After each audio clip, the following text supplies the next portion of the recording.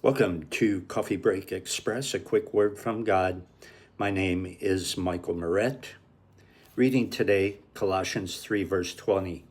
Children, obey your parents in all things, for this is well-pleasing unto the Lord.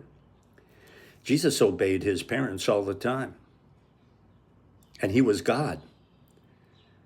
And now he commands children to obey their parents all the time. As usual, Jesus is not asking us to do anything that he himself has not already done. And that's because God's commandments are an outworking of his character, of his personality.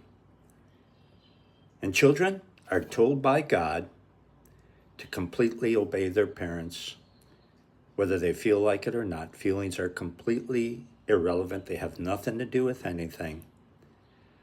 And children must also obey God, even if they think they know better than obey their parents, I should say, even if they think they know better than their parents.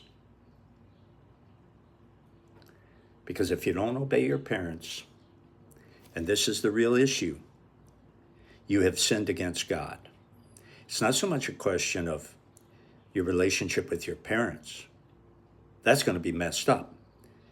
But it's about your relationship with God.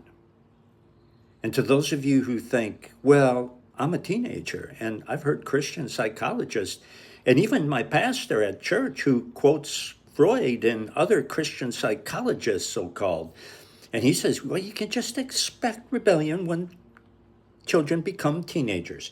Well, God doesn't.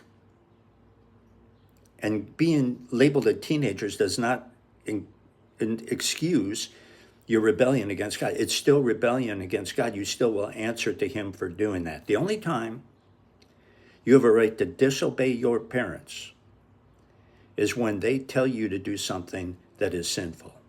Then you must obey God rather than man and put up with whatever anger they're going to throw your way. But that's something that's true of all Christians. We must obey God rather than man. Otherwise, children, obey your parents.